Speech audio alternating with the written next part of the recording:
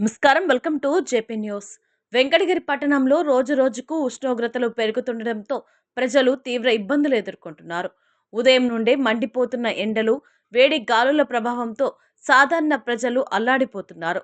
ముఖ్యంగా వివిధ పనుల నిమిత్తం గ్రామీణ ప్రాంతాల నుండి పట్టణానికి వచ్చే రైతులు, కూలీలు, మహిళలు, వృద్ధులు తాగునీటి కోసం తీవ్ర ఇబ్బందులు పడుతున్నారు.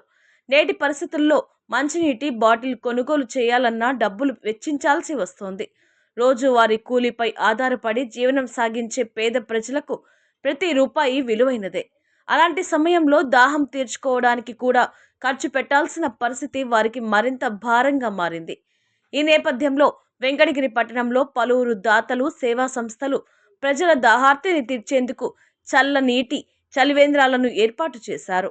వీటి ద్వారా ప్రతిరోజు వందలాది మంది ప్రయాణికులు, కూలీలు, రైతులు, వ్యాపారులు తమ దాహాన్ని తీర్చుకుంటూ ఉపశమనం పొందుతున్నారు. అయితే వీటిలో ప్రధానంగా వెంకటగిరి సంస్థాన యువరాజు ఏర్పాటు చేసిన చల్లనీటి చలివేంద్రాలు ప్రజలకు విశేషంగా ఉపయోగపడ్డాయి.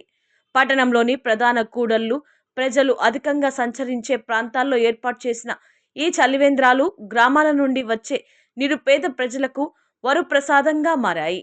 చల్లని స్వచ్ఛమైన తాగునీరు అందుబాటులో ఉండడంతో ప్రజలు ఆనందం వ్యక్తం చేస్తున్నారు.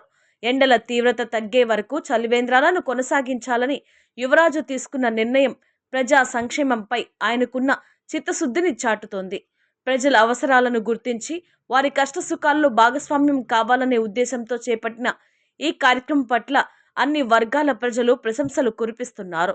వెంకటగిరి సంస్థాన చరిత్రలో ప్రజా సేవకు ప్రత్యేక స్థానం ఉన్నట్లే నేటి తరంలోనూ యువరాజు సామాజిక బాధ్యతతో ముందుకు వచ్చి ప్రజలకు అండగా నిలవడం అభినందనీయమని పలువురు పేర్కొంటున్నారు. మండు టెండల్లో ఒక గ్లాసు చల్లని నీరు అందించడం కూడా గొప్ప సేవేనని, అలాంటి సేవా కార్యక్రమాల ద్వారా యువరాజు ప్రజల ప్రేమాభిమానాలను చూరుకుంటున్నారని స్థానికులు అభిప్రాయపడుతున్నారు.